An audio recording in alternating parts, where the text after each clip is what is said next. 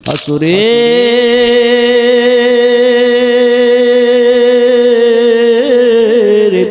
কাল হাসরের ময়দানে সকল মানুষগুলা হুমরি খেয়ে বাবা আদম সফিউল্লাহর কাছে ডাক দিয়া বলবি, ও আবুল বাশার, ও আদম সফিউল্লাহ, আপনি তো আমাদের বাবা, আপনি তো আমাদের বাবা জান, আপনি আমাদের সকলের পিতা। ও আদম সফিউল্লাহ, আপনাকে একটা কথা বলার আছে। আজকে হাসরের ময়দানে কেউ আমাদেরকে পার করার নাই, আপনি আমাদেরকে আজকে পার করেন, আমাদেরকে আপনি কি করেন, শাফায়াত করেন। এবার ওই হযরতে আদম সফিউল্লাহ বলবেন, লাস্তু লাহা, আমি এই কাজের যোগ্য নয়, আমি পারবো না রে। যদিও আমি তোমাদের পিতা, আমার নাম আদম সফিউল্লাহ, আমি পারবো না, তোমরা চলে যাও হযরতে ইব্রাহিম খলিলুল্লাহর কাছে, যিনি সকল মুসলমানদের জাতির পিতা। ওই জাতির পিতার কাছে সকল মানুষগুলা উমরে খাইয়া যে পড়ে থাকবে। আর ডাক দিয়া বলে, ইব্রাহিম, ও ইব্রাহিম খলিলুল্লাহ, আপনি তো আল্লাহর বন্ধু, আল্লাহ পাক আপনার সাথে কথা বলেছেন। ওগো ইব্রাহিম খলিলুল্লাহ, আপনি আমাদেরকে আজকে শাফায়াত করেন। ইব্রাহিম খলিলুল্লাহ ডাক দিয়ে বলবে, লাস্তু লাহা, এর জন্য আজকে আমি উপযুক্ত নই, আমি ইব্রাহিম খলিলুল্লাহ পারবো না, তোমরা চলে যাও হযরতে মুসা কালিমুল্লাহর সাথে। ডাক দিয়ে বলবো, মুসা নবী গো, ও মুসা কালিমুল্লাহ, এ মুসা নবী, আজকে সবাই মিলে এসেছি আপনার কাছে, আপনি আমাদেরকে উদ্ধার করবেন, আপনি আমাদেরকে শাফায়াত করবেন। মুসা কালিমুল্লাহ ডাক দিয়া বলে, আমার একটা বড় ভুল আছে। ও কি ভুল আছে? আমি কিপ্তি বংশের একজন ব্যক্তিকে থাপ্পড় দিয়া মাইরা ফালাই দিছিলাম। ওই কিপ্তি বংশের ব্যক্তিকে মারার কারণে আমার বই হয়ে আমার আল্লাহ আমারে ক্ষমা করবে কিনা। তোমাদেরকে একটা কথা বলি, তোমরা চলে যাও হযরতে ঈসা রাহুল্লাহর কাছে। ঈসা নবীর কাছে ডাক দিয়া বলে, ঈসা রে, ও ঈসা নবী, নবী নবী নবী নবী নবী গো, নবী গো, আপনার কাছে এসেছি আমরা, আজকে আপনি আমাদেরকে কি করবেন, শাফায়াত করবেন। ঈসা নবী ডাক দিয়া বলবে, তোমরা তো ভুল জায়গার মধ্যে নক করেছো। তোমরা কি জানো না, যদি আমি ঈসাকে আমার আল্লাহ নবী বানিয়েছিলেন, কিন্তু আমি তো আখির নবীর উম্মত। কিতাবের নাম হলো কালিউবি কিতাব। ওই কিতাবের মধ্যে একটা ঘটনা এসেছে, কোন বানানো গল্প বাড়ি থেকে বানায় আনি নাই। আনশিবনিল মারুসি ইশতারা লাহমান বিনিসবিন দিরহামিন, উনি কি করলেন, 3 দিন যাবত ওনার ফ্যামিলির সবাই প্রচন্ড ক্ষুধার্ত, উনি 3 দিন যাবত পেটের মধ্যে পাথর বেঁধে আছে। আল্লাহু আকবার বলেন। ইশতারা, তিনি ক্রয় করলেন লাহমান বিনিসবিন দিরহামিন, বাজার থেকে অর্ধেক দিরহাম দিয়া উনি কিছু গোশত ক্রয় করলেন, বাড়িতে নিয়ে পাকায়া খাবেন। আল্লাহর কুদরত বোঝা যায় না। যখন তিনি গোশতটা হাতের মধ্যে নিলেন, নিতে দেরি হইছে, আকাশ থেকে একটা চিল আসলেন, আয়েশা ওনার গোশতের প্যাকেটটা নিয়ে গেছে। আল্লাহু আকবার বলবেন না? উনি নিজেকে বর্তসনা দিলেন না, আল্লাহকে দুষলেন না, শুধু উপরের দিকে জবানটাকে খুললেন আর ডাক দেয়া বলে, মালিক, মালিক রে, ও মালিক, দুনিয়ার সবাই আমারে ভুলে গেলেও তুমি মালিক আমারে ভুইলা যাইও না। উনি কি করলেন, বাড়ির দিকে যখন যাচ্ছিলেন, ফাদাখালাল মসজিদ, 2 রাকাত নফল নামাজ আদায় কইরা আমার আল্লাহর ডাক দিয়ে, আল্লাহ গো, যত খোদার তাড়নায় কষ্ট করি না কেন, কিন্তু তোমার কাছে একটা দরখাস্ত করি গো, দুনিয়ার সবাই ভুলে গেলেও তুমি মালিক, কিন্তু আমারে ভুইলা যাইও না। উচ্চ আওয়াজে বলেন আল্লাহু আকবার। অনেক কি করলেন, বাড়ির দিকে সুম্মা রাজা ইলা বাইতি, দেখেন সুম্মা রাজা, অতঃপর তিনি বাড়ির দিকে ফিরলেন। ইলা বাইতিন, বাড়ির দিকে যাইতে লাগলেন। যাওয়ার পরে ফাতাআজ্জাবা, উনি বাড়ির ভিতরে ঢুকলেন, বাড়ির ইন্টেরিয়রে ঢুকলেন। ঢুকার পরে দেখতেছে উনার জাওজা, উনার স্ত্রীর হাতের মধ্যে চিলে যে গোশতের প্যাকেট নিয়ে গিয়েছিল, ওই প্যাকেটের কালার, ওই প্যাকেটের রং উনার স্ত্রীর হাতের মধ্যে এখন দেখা যায়। এটা কেমনে হইল বাবা? স্ত্রীকে জিজ্ঞাসা করলেন, ও আমার ওয়াইফ, এই আমার স্ত্রী, আমার সহধর্মিনী, কেমনে কারবার হইল? বাজারের মধ্যে গোশত ক্রয় করলাম, এই গোশতের প্যাকেট আমার থেকে চিলে নিয়ে গিয়েছিল, এই প্যাকেট এখন কেমনে তোমার কাছে আসলো? স্ত্রীটা মুস্কি হাসি দিয়া বলে, রে ও আমার স্বামী গম, শিবলি, ও স্বামী, তোমাকে আমি বলি গো, এই গোশতের প্যাকেটটা আমার ঘরের তুলির মধ্যে, আমাদের ঘরের যে তুলি আছে, আপনাদের এদিকটা তুলিরে কি বলে? কি ডুয়া, ঘরের যে ডুয়া, ডুয়াম, এই যে ডুয়া আছে, তুলি আছে, ওই আমাদের ঘরের তুলির মধ্যে দুইটা চিল ঝগড়া করছিল গোশতের প্যাকেট নিয়ে। হঠাৎ করে তাদের পা থেকে গোশতের প্যাকেটটা ছুটে যায়। আমি সাক্ষী হয়ে, এই ঘটনার সাক্ষী হয়ে মজার স্টোরিটা দেখতেছিলাম। যখন গোশতের প্যাকেট গড়ায়া নিচের দিকে পড়তেছিল, আমি তোমার স্ত্রী নিচের থেকে গোশতের প্যাকেট লুফিয়া নেই, সেজদার মধ্যে পড়ে গেলেন। দেখেন কি কারবার হয় বাবা, সেজদার মধ্যে পড়ে গেলেন। শিবলি ডাক দিয়া কই আলহামদুলিল্লাহিল্লাযী, ডাক দিয়া কই আল্লাহ গো, ও প্রাণের আল্লাহ, ও প্রাণের আল্লাহ, আমি তোমারে ভুইলা গেলাম ঠিকই, কিন্তু তুমি আমি শিবলি রে ভুলো নাই। উচ্চ আওয়াজে বলা যাবে কি আল্লাহু আকবার। উনি যেহেতু বিশ্বাস করেছিল আমার জন্য একমাত্র আল্লাহই যথেষ্ট, আমার আল্লাহ কই, যদিও চিলে নিয়ে গেছে এই গোশতের প্যাকেট, চিলকে ডাক দিয়া বলে, তোমার জন্য আমি একটা রিজিকের ব্যবস্থা করব না, এই গোশতের প্যাকেট আমি রিটার্ন তার বাড়ির মধ্যে আল্লামা শিবলির বাড়িতে পৌঁছে দিয়ে প্রমাণ করব আমি আল্লাহ ইচ্ছা করলে সব কিছু করতে পারি। জবান খুলে বলুন আল্লাহু আকবার। আসরে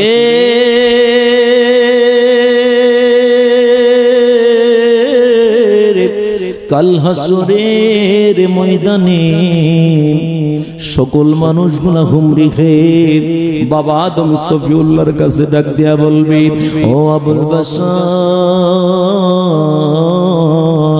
ও আদম সফিউল্লাহ, আপনি তো আমাদের বাবা, আপনি তো আমাদের বাবা জান, আপনি আমাদের সকলের পিতা, ও আদম সফিউল্লাহ, আপনাকে একটা কথা বলার আছে। আজকে হাসরের ময়দানে কেউ আমাদেরকে পার করার নাই, আপনি আমাদেরকে আজকে পার করেন, আমাদেরকে আপনি কি করেন, শাফায়াত করেন। এবার ওই হযরতে আদম সফিউল্লাহ বলবেন, লাস্তু লাহা, আমি এই কাজের যোগ্য নয়, আমি পারবো না রে, যদিও আমি তোমাদের পিতা, আমার নাম আদম সফিউল্লাহ, আমি পারবো না, তোমরা চলে যাও হযরতে ইব্রাহিম খলিলুল্লাহর কাছে, যিনি সকল মুসলমানদের জাতির পিতা, ওই জাতির পিতার কাছে সকল মানুষগুলা হুমড়ি খাইয়া যে পড়ে থাকবে।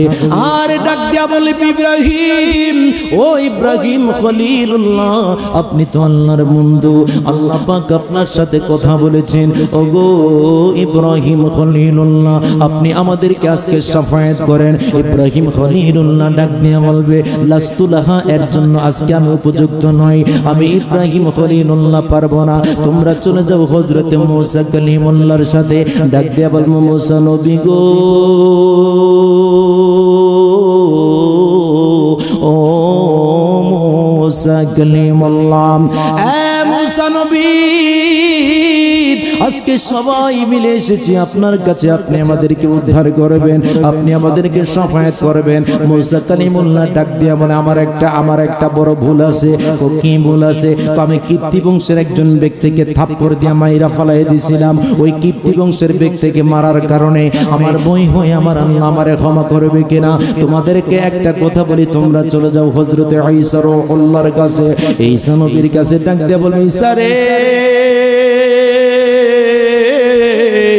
ও ঈসা নবী নবী নবী নবী নবী নবী গো, নবী গো, আপনার কাছে এসেছি আমরা। আজকে আপনি আমাদেরকে কি করবেন? শাফায়াত করবেন। ঈসা নবী ডাক দিয়া বলবে, তোমরা তো ভুল জায়গার মধ্যে নক করেছো। তোমরা কি জানো না, যদি আমি ঈসাকে আমার আল্লাহ নবী বানিয়েছিলেন, কিন্তু আমি তো আখিরি নবীর উম্মত। আল্লাহু আকবার বলেন। যদিও আমাকে তোমরা নবী জেনে এসেছো, তোমরা কি জানো আমি হলাম আখিরি নবীর উম্মত। আমার নবীর একটা হাদিস আছে, উলামাই কা আমবিয়াই বনি ইসরাঈল। আমি নবীর একটি আদনা উম্মত, আর বনি ইসরাইলের নবী ক্ষমতার দিক দিয়ে সমান সমান। আর একটু আসতে বলেন না সুবহানাল্লাহ। এই নবীর উম্মতের ক্ষমতা আছে না নাই? কিন্তু উম্মত হওয়ার পরে আমরা মনে করেন বলের কোনো শেষ।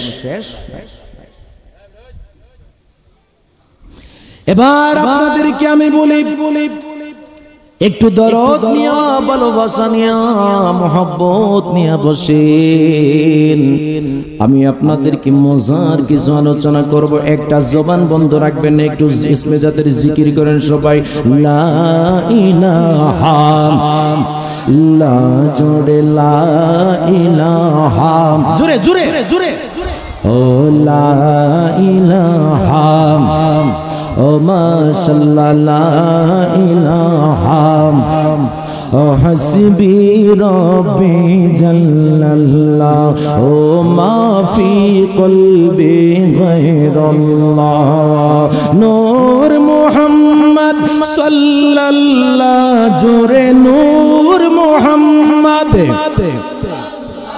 ও লা ইলাহা ইল্লাল্লাহ, লা ইলাহা ইল্লাল্লাহ, লা ইলাহা ইল্লাল্লাহ।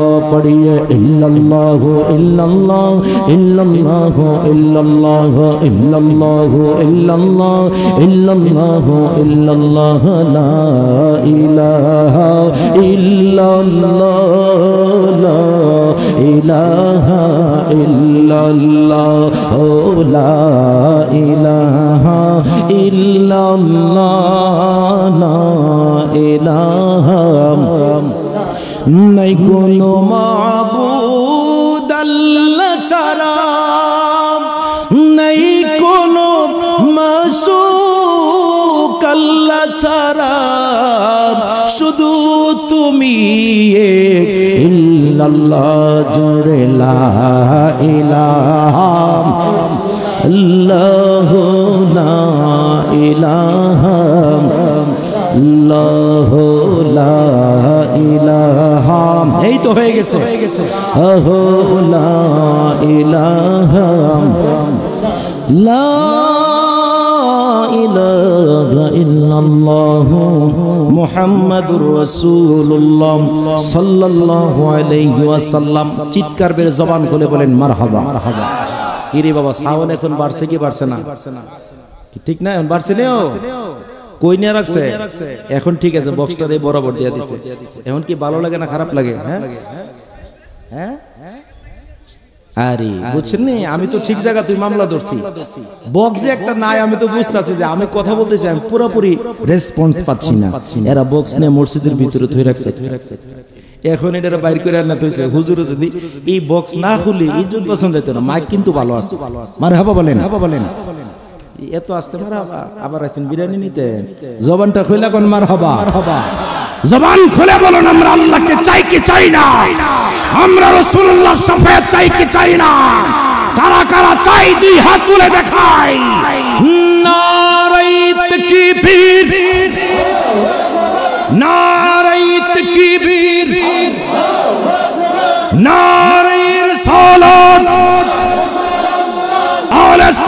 ওয়াল জামাত দয়াল নবী যেখানে মায়ার নবী যেখানে জিন্দা নবী যেখানে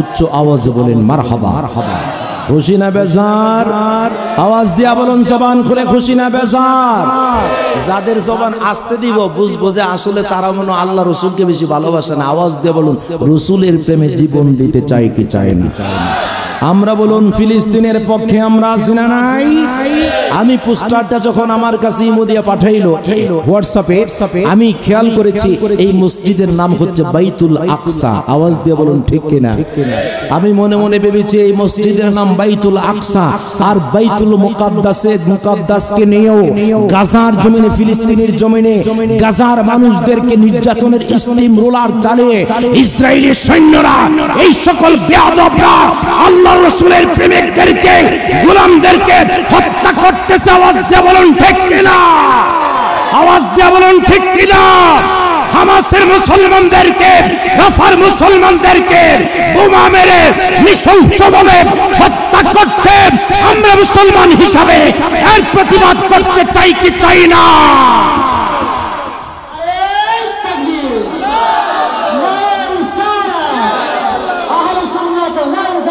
জিন্দাবাদ জিন্দাবাদ জিন্দাবাদ এখন আপনি বাংলাদেশ থেকে ফিলিস্তিন গিয়ে যুদ্ধ করবেন কিভাবে যাইতে পারবেন না যাওয়ার তো প্রসেস নাই যদি সরকারি ভাবে অনুমতি দেয় তাহলে আপনার ঈমানি তেজ থাকলে যেতে পারবেন ঠিক না বেঠিক আওয়াজ দিয়ে বলুন ঠিক কিনা কিন্তু আপনি ইসরায়েলকে ধ্বংস করার জন্য আপনি যদিও ফিলিস্তিনে যেতে না পারেন তারপরও আপনি কিছু কাজ করতে পারবেন সেটা হচ্ছে ইসরায়েলি পণ্যগুলোকে বয়কটের মাধ্যমে আপনি ফিলিস্তিনের যুদ্ধে আপনি ন্যূনতম কমপক্ষে যেটা মনে করেন কিছুটা হইল আল্লাহর দরবার থেকে বাঁচার আশা রাখতে পারেন সেটা হচ্ছে ফিলিস্তিনি পণ্যগুলা বয়কট করা আওয়াজ দিয়ে বলুন ঠিক কিনা এখন ফিলিস্তিনি পণ্যগুলা কি কি এগুলা গুগলে সার্চ দিবেন সরি ইসরায়েলি পণ্যগুলা কি কি আপনি এই গুগলের মধ্যে সার্চ দিবেন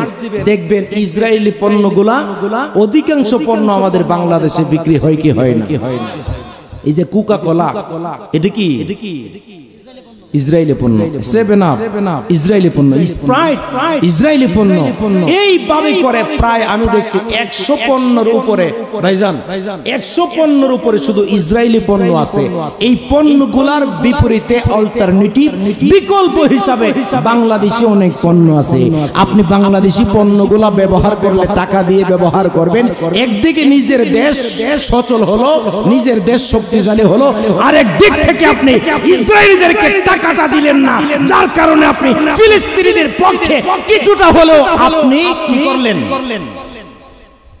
পক্ষে থাকলেন আর পক্ষে থাকার কারণে কাল হাসরের ময়দানে অন্তত আল্লাহর হাবিব আপনাকে শাফায়াত করতে পারে আশা রাখতে পারে আওয়াজ দিয়ে বলুন ঠিক না বেঠিক এই জন্য আওয়াজ দিয়ে বলুন ফিলিস্তিনের পক্ষে আসি না নাই কারা কারা আছেন একটু হাত তুলে দেখাই তো জোরে জোরে দিতে হবে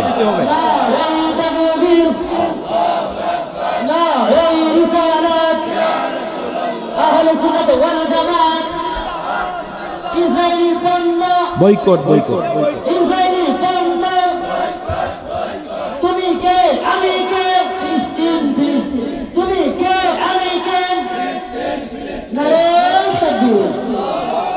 ওই আমার ভাই তরিকুল ইসলাম গোলাপ সাহেব একটু আগে বলছে বাংলাদেশে মজুমদার আসলে মজুমদার যেটা বেশিরভাগই খারাপ থাকে নাম হলো তার জামশেদ মজুমদার গড়ের বাজার আছে না নাই এটা গড়ের বাজার না এটা হলো পরের বাজার কথা কোন ঠিক না সে বলতেছে যে নামাজ তুমি যে যুদ্ধ করতে যাবে ফিলিস্তিনে তুমি কি নামাজ পড়ো সে ফিলিস্তিনি যুদ্ধে যাওয়ার পক্ষে নয় বিপক্ষে বক্তব্য দিয়েছে আওয়াজ করে বলুন তার দাড়ি থাকলেও সে কি মুসলমান আর একটু জোরে বলেন না বাবা যদিও দাঁড়িয়ে আছে, জুব্বা আছে, টুপি আছে, মনে রাখো যারা দাড়ি টুপি জুব্বা বুকে কোরআন নিয়ে তারা বলেছিল তাড়াতাড়ি ইমাম হুসাইনকে শহীদ করো, আসরের নামাজের ওয়াক্ত চলে যাচ্ছে।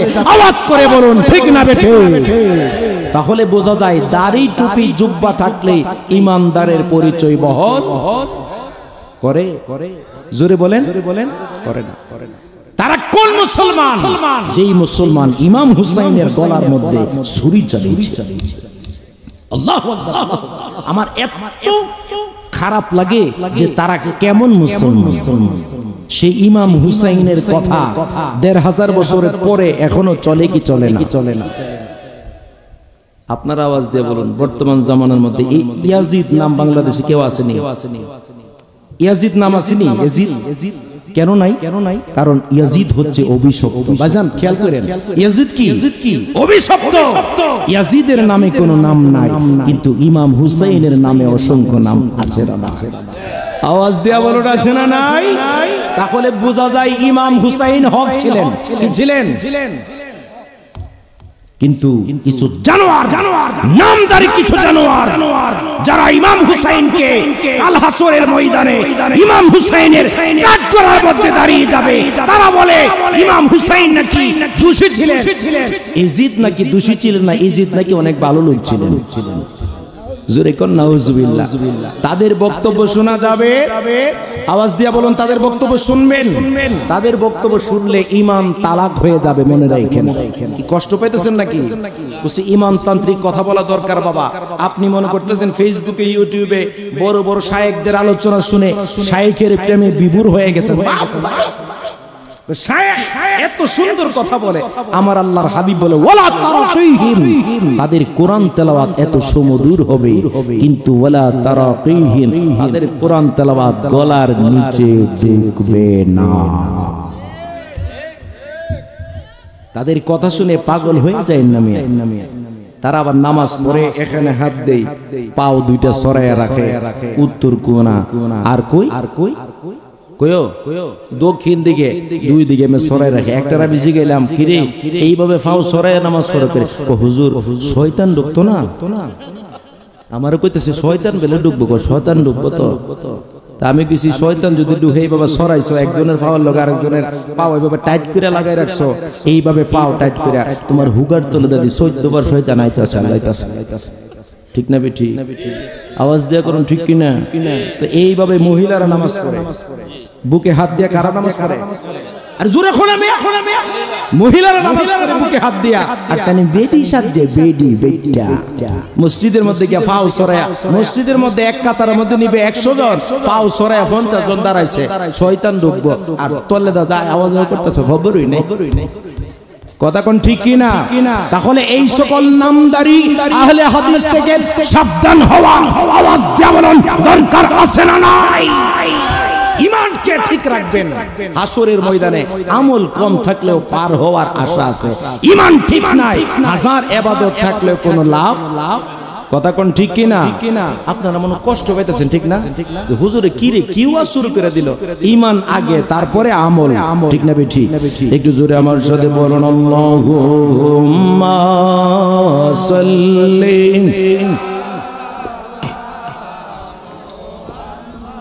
ওয়া আলা আলি সাইয়্যিদিনা কান্দায়ো না দয়াল নবীরে, মাশাআল্লাহ। কান্দায়ো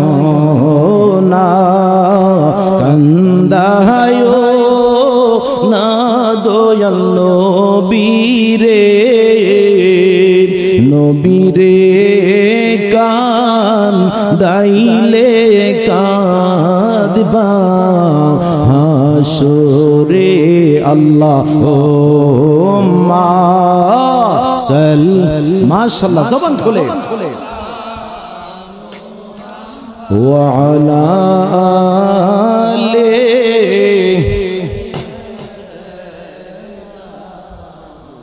হযরত যায়েদ ইবনে হারিসা আমার নবীর খাদেম। খেয়াল করবেন, কিতাব সামনে নিয়ে কিন্তু বলতেছি। হযরত যায়েদ ইবনে হারিসাকে ডাকাতগণ গ্রেফতার করে তাকে মক্কায় নিয়ে আসলেন। মক্কায় আনার পরে ওই ডাকাতগণ যায়েদ ইবনে হারিসাকে বিক্রি করে দিলেন হাকিম ইবনে হিজামের কাছে। আওয়াজ দিয়ে বলুন আল্লাহু আকবার। আর একটু জবান খুলে বলতে হবে আল্লাহু আকবার। শুধু একটা উদাহরণ দিব আপনাদেরকে, এই উদাহরণটা দিয়ে আপনার ঈমানকে ঠিক করবে। ওই যায়েদ ইবনে হারিসাকে ডাকাতগণ বিক্রি করে দিল মক্কায় এনে। মক্কায় এনে হাকিম ইবনে হিজামের কাছে বিক্রি করে দিল।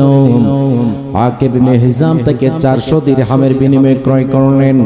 ওই হাকিম ইবনে হিজাম কি করলেন? হাকিম ইবনে হিজাম তার ফুফি আম্মার নাম ছিল হযরতে খাদিজাতুল কুবরা।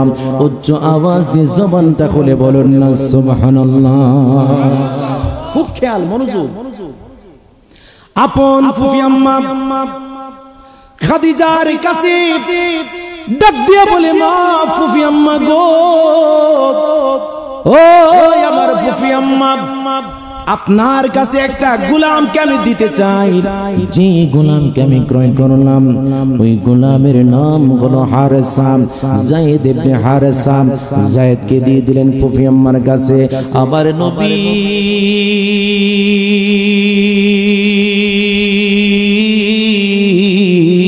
আমার নবী নূরের নবী হায়াতুল নবী জিন্দা নবী কি করলেন? হযরতে খাদিজার সাথে যখন বিবাহ বন্ধনে আবদ্ধ হয়ে গেলেন, এবার খাদিজা একদিন ডাক দিয়া কই, ইয়া রাসূলুল্লাহ, নবী গো, নবী গো, নবী গো, নবী গো, আপনাকে একটা আমি কাজ করতে চাই গো নবী, আপনাকে একটা আমি উপহার দিতে চাই। আমার নবী কই, ও প্রিয় তোমার স্ত্রী, তুমি আমাকে কি উপহার দিবেন?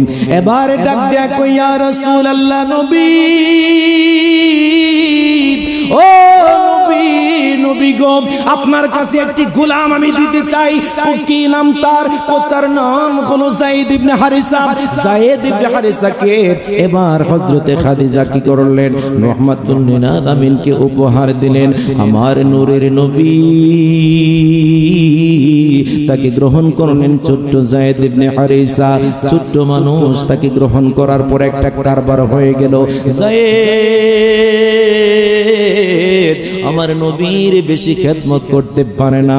আমার নবীজির মেসওয়াকটা আগায়ে দেই, অনেক সময় জামা মুবারকটা আগায়ে দেই, অনেক সময় ছোট্ট ছোট্ট কাজ করে, অনেক সময় ছোট্ট ছোট্ট খুট ফরমাশ করে আমার নবীজিকে খেদমত করে। এবার যায়েদের বাবার নাম হলো হারিসা। ওই হারিসা তার সন্তানকে হারাইয়া পাগলের মতো কান্না করেন। এবার যায়েদের মা তাকে হারাইয়া পাগলের মতো বিনে বিনে কান্না করে। তার ভাইয়েরা কাঁদে, মাতার ভাইয়েরা কাঁদে, বোনেরা কাঁদে, তার পাড়া প্রতিবেশীরা, আত্মীয় স্বজনেরা কান্না করে রে। একটা মজার কারবার হয়ে গেল। আমার নবীজির খেদমতে লিপ্ত হয়ে গেলেন যায়েদ। এবার যায়েদ যখন আমার নবীর খেদমত করে, নবীর প্রেমে পাগল হয়ে গেলেন যায়েদ। হযরতে যায়েদের পিতা হারিসা কি করতে লাগলেন? যায়েদকে যখন খুঁজতে লাগলেন, খুঁজতে খুঁজতে খুঁজতে খুঁজতে পাগলের মতো খোঁজে, খোঁজার এক পর্যায়ে মক্কার কিছু কি করলেন, মক্কার কিছু ব্যবসায়ী তারা যাইতেছিলেন। রাস্তার পাশ দিয়া যখন যায়েদের বাবা হারিসা যায়েদকে খোঁজাখুঁজি করে, একটা কারবার হলো। কি কারবার? খেয়াল করেন। এবার ডাক দেয়া কই, যায়েদ রে, কোথায় আছো? তোমার যন্ত্রণায় কাতর হয়ে গেলাম আমি বাবা। এবার ওই কাফেলার সর্দার ডাক দিয়া কই, ও হারিসা, তোমার সন্তানের নাম কি? আবার ডাক দিয়া বলো, ডাক দিয়া বলতেছে, আমার সন্তানের নাম হলো যায়েদ। ও তোমার সন্তানের নাম যায়েদ, তুমি কি জানো না তোমার সন্তান মক্কায় মুহাম্মদের ঘরের মধ্যে গোলামি করে? ওই তাই নাকি? তা কি করলেন?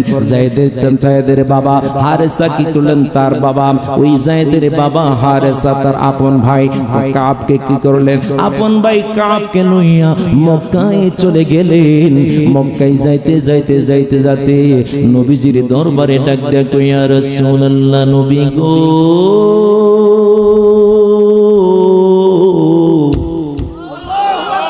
আর একটু জোরে বলেন আল্লাহু আকবার। ইয়া রাসূলুল্লাহ, নবী গো আপনার কাছে নাকি আমার সন্তান যায়েদ আছে গো নবী। আমার নবীজির দরবারে কান্না করি আর ডাক দেয়া কই নবী,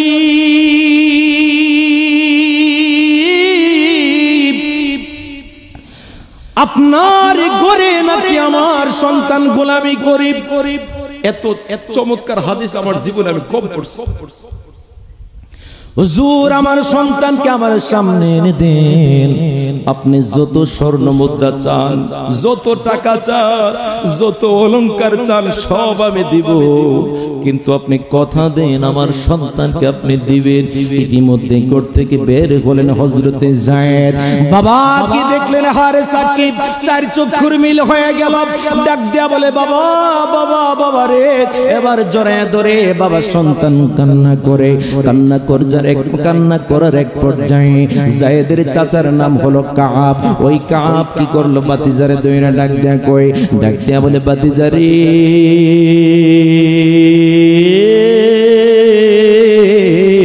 ও বাতিজা, তুমি কি জানো না তোমার মা কান্না করতে করতে বেহুশ হয়ে যায়, তোমার ভাই বোনেরা তোমার জন্য কান্না করতে করতে বেকার হয়ে গেছে। চলো চলো চলো চলো বাড়িতে যাবে। কি কারবার হলো দেখেন। যায়েদের কাছে কান্নাকাটি করে আর নবীজিকে ডাক দিয়ে কয় ইয়া রাসূলুল্লাহ, নবী গো আপনি কি করেন, সন্তানটারে আপনি দয়া করে দিয়া দেন। দেখেন কি কারবার হইতেছে, আপনি সন্তানটারে দিয়া দেন। আমার নবী ডাক দেয়া কয় হারেসা রে, ও হারেসা কান্না কইরো না রে, হারেসা কান্না কইরো না। আমি বলার পরে সুবহানাল্লাহ বলবেন। ডাক দিয়া কই তোমার সন্তান যায়েদ যদি তোমার সাথে যাইতে চায়, আমি নবী বলে দিলাম 1 দিরহাম দিতে হবে না, একটু স্বর্ণ মুদ্রাও দিতে হবে না, আমি নবী তোমাকে ফ্রি দিয়া দিব। আল্লাহু আকবার বলে। দেখেন কি কারবার হইতেছে। নবীজি ডাক দিয়া বললেন ও যায়েদ,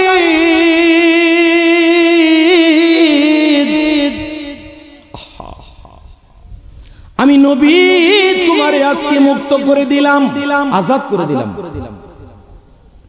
নবী তারে মুক্ত করে দিলেন। এবার যায়েদ ডাক দিয়া কই ইয়া রাসূলুল্লাহ, নবী গো আপনি আমাকে মুক্ত করে দিচ্ছেন, আপনি বলতেছেন আমি চলে যাওয়ার জন্য। আপনি বলেন আমি যদি চলে যাই ফাঁকে দিয়া নিজের বাবা ডাক দেয়া কই আজকে থেকে তুমি আজাদ হয়ে গেলাম, আজকে থেকে তুমি মুক্ত হলা, স্বাধীন হয়ে গেলা, চলো আমাদের সাথে। কেমন একটা কথা বলছে দেখেন। আমি এমন হাজার আজাদের জীবনে কি আমি আমার পায়ের নিচে রাখলাম মুহাম্মদ সাল্লাল্লাহু আলাইহি সাল্লামের, আমার নবীর চৌকাটের উপরে। এই পৃথিবীতে আর দামি কোন চৌকাট আছে আমার একবার দেখান। চিনলেন আরে মন, নবীজি যে কত বড় ধন। নবীজির চৌকাটের উপরে দামি কোন চৌকাট আছে বাবা আমাকে আপনি একবার দেখান। যেই নবীজির চৌকাটের সামনে নত হই পৃথিবীর বড় বড় রাজা বাদশারা, কোটি কোটি রাজা বাদশারা নবীজির দরবারে এসে এতিমের মতো দাঁড়ায় থাকতে ভিক্ষুকের বেশে। আর সেই দরবারে আমি নবীর খাদেম আমার নবীজিকে ডাক দেয়া কই ইয়া রাসূলুল্লাহ, নবী গো আপনার দরবারে আমি স্পষ্ট বাক্যে একটা কথা বলতে চাই। আমি আপনার খেদমত ছেড়ে আমি আমার বাবার সাথে আমার মায়ের কাছে যাইতে পারবো না। যদি আমাকে নিতে হয় আমাকে লাশ বানায়া নিতে হবে, আপনি নবীর দরবারে ছেড়ে আমি যাব না। উচ্চ আওয়াজে বলেন না সুবহানাল্লাহ। আমার বাজান হাদিয়া দিছে, মারহাবা বলেন। ইয়া রাসূলুল্লাহ, নবী গো আপনার দরবার ছেড়ে আমি যেতে পারবো না, আপনার চৌকাটে আমার জীবন কাটাবো। এই কথাগুলো শুনে বাবা এবং চাচা কাঁদতেছিলেন। আর ডাক দিয়া কই পাগলা রে, ও পাগলা যায়েদ, আমি আজকে থেকে তোমাকে বলে দিয়ে যাই, আমি বাড়িতে চলে যাচ্ছি তোমার চাচা কাবকে নিয়ে, আর কোনোদিন তোমার কাছে আসবো না। আমি বুঝা ফলাইছি রহমাতুল লিল আলামিন তোমারে পছন্দ কইরা ফলাইছে। আমার নবীজি কি করলেন? তার ঘরের মধ্যে তার ঘরের মালিকানা দিন উম্মে আইমানের সাথে তাকে বিবাহ দিলেন। দেখেন কি কারবার হইছে। উম্মে আইমানের সাথে তাকে বিবাহ দিলেন। বিবাহ দেওয়ার পরে একটা কারবার হলো, ঘরের মধ্যে একটা সন্তান আসলো। সন্তানের নাম হলো উসামা, উসামা ইবনে যায়েদ। এই উসামার কথা কোরআন শরীফে আসছে, সুবহানাল্লাহ বলেন। একজন সাহাবীর নাম কোরআন শরীফে এসেছে, ওনার নাম হচ্ছে উসামা ইবনে যায়েদ। জোরে বলুন না সুবহানাল্লাহ। ওই উসামা ইবনে যায়েদ সন্তান উসামারে আমার নবীজি কি করে নিজের কাঁধের মধ্যে উঠায় সাহাবীদের মজলিসের মধ্যে যায়। সাহাবীদের মজলিসের মধ্যে যাইয়া নবী কথা বলে আওয়াজ দিয়ে জবান খুলে বলুন, নবীজির কাঁধে যেই সন্তান ওঠে ওই সন্তানের মর্যাদা কম না বেশি? আল্লাহু আকবার। তাহলে বোঝা যায় আল্লাহর হাবিবের সাথে যার জীবন কাটিয়ে দেয় ওই ব্যক্তির সম্মান আল্লাহ পাক অনেক বেশি বাড়ায় দেয়। জোরে বলুন না সুবহানাল্লাহ। এই জন্য একটা কথা আপনাদেরকে অনুরোধ করে বলে দিয়ে যায়, কুল্লু দামিন দামুন ইল্লা দামাস শহীদ। হাজী আমদাদুল্লাহ মুহাজির মক্কি বলেছেন, কুল্লু দামিন দামুন ইল্লা দামাস শহীদ। প্রত্যেক রক্ত নাপাক, কিন্তু যারা শহীদ, বলার পরে সুবহানাল্লাহ বলবেন, যারা শহীদ, যারা ইসলামের জন্য তাজা রক্ত বিলিয়ে দেয় তাদের রক্ত পাক। সুবহানাল্লাহ, ঠিক না বেঠি? তাদেরকে বিনা গোসলে দাফন করা হয়। কুল্লু যামবিন যামবুল ইল্লা যামবাল আশিক। প্রত্যেক গুনাহই গুনাহ, কিন্তু আশিক যখন গুনাহ করে এটা গুনাহ হয় না। যদি গুনাহই হইতো তাহলে ওয়াজকুরনি 32টা দন্ত মুবারক শহীদ করলেন। 32টা কবিরা গুনাহ করার পরে ওনার উপাধি এসেছে সাইয়্যিদুল আশিকিন ওয়াইস আল কারনি। জোরে বলুন না সুবহানাল্লাহ। তাহলে বোঝা যায় কবিরা গুনাহ করলেও নবীর প্রেমে সাইয়্যিদুল আশিকিন উপাধি পাওয়া যায়। জোরে বলবেন না আল্লাহু আকবার।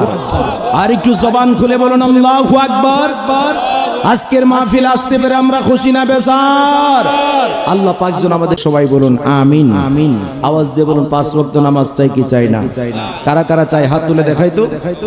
আল্লাহ পাক কবুল করুক, সবাই বলুন আমিন। আমিন। নামাজ কি 5 ওয়াক্ত পড়বেন না কালকা শুক্রবার পড়বেন? আওয়াজটা একটু ড্যামেজ হয়ে গেছে, ঠিক নিয়ে রে ভাই, আওয়াজটা ড্যামেজ হয়েছে না? আওয়াজটা একটু কমে গেছে। কে লিগে কমছে জানেননি? কারণ চিন্তা করতেছে যেহেতু আওয়াজ বাড়াই দিছিলাম প্রথম 5 ওয়াক্ত নামাজ পড়বো, কালকা শুক্রবার দেখে আওয়াজটা দিছি। কথা কোন ঠিক নেই? 5 ওয়াক্ত নামাজ মসজিদের মধ্যে পড়বেন, নিয়ত করেন আমার আল্লাহ কবুল করবে। আমিন বলেন। আমিন বলেন। আর একটু জবান খুলে বলেন আমিন। কোনদিন আল্লাহর হাবিবের সাথে গুস্তাখি করবেন না, গুস্তাখি রাসূলের সাথে চলবেন না, আশিক রাসূলের সাথে চলবেন। মনে রাখবেন, আশিক রাসূলের সাথে চললে, আশিক রাসূলের মালা গলার মধ্যে আসলে, আশিক রাসূলের খুশবু আসবে। আপনি আশিক রাসূলের সাথে চলতে চলতে নবীজির দুরূদ শরীফ 1 দিন 2 দিন 3 দিন 41 দিন পড়বেন, আমার নবীর দিদার নসিব হয়ে যাবে। ছোট্ট একটি বাচ্চা মানুষ, নাম হলো পারভেজ, একটা কাসিদা লেখছে, একটা কাসিদা গাইছে, একদম সারা বাংলাদেশে বাইরে আছে না নাই? আমি লিখিব চিঠি দেব তোমায়, পাখি পৌঁছে দিও রোজায়। মারহাবা বলেন না? আমি লিখিব চিঠি দেব তোমায়, পাখি পৌঁছে দিও রোজায়। আমি থাকিব বসে আশায়, চিঠির উত্তর আসবে আমার গায়। আমি থাকিব বসে আশায়, চিঠির উত্তর আসবে আমার গায়। আমি লিখিব চিঠি দেব তোমায়, পাখি পৌঁছে দিও রোজায়। একটু আমার সাথে সবাই বলতে হবে, আমি লিখিব চিঠি দিব তোমায়, পাখি পৌঁছে দিও রোজায়। কবে আসবে মাদিনার পয়গাম, গায়ে বাঁধিব হাজিদের রাম। আল্লাহু আকবার বলেন। কবে আসবে মাদিনার পয়গাম, গায়ে বাঁধিব হাজিদের রাম। আমি ঘুরব মাদিনার চারিপাশ, দু চোখে দেখিব সবজে গুম্বাদ। আমি ঘুরব মাদিনার চারিপাশ, দু চোখে দেখিব সবজে গুম্বাদ। আমি লিখিব চিঠি দেব তোমায়, পাখি পৌঁছে দিও রোজায়। আওয়াজ দিয়ে বলবেন না মারহাবা।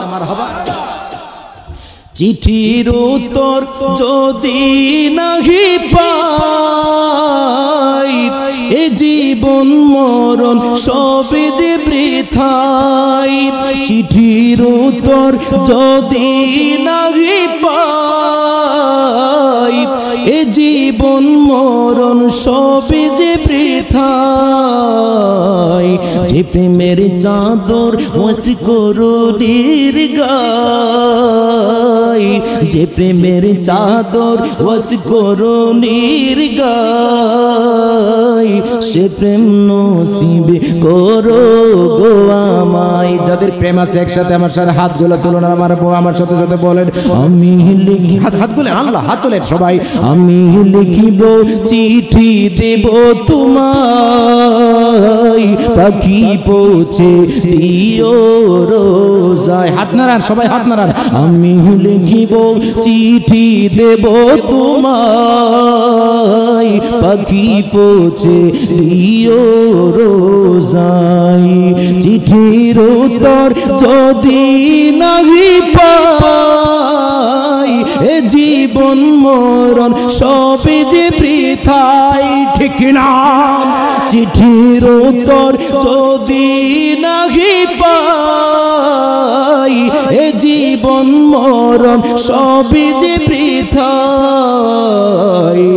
যে প্রেমের চাদর ওয়াসি করুণীর গায়, সে প্রেম নসিব করো গো আমায়। যে প্রেমের চাদর ওয়াসি করুণীর গায়, সে প্রেম নসিব করো গো আমায়।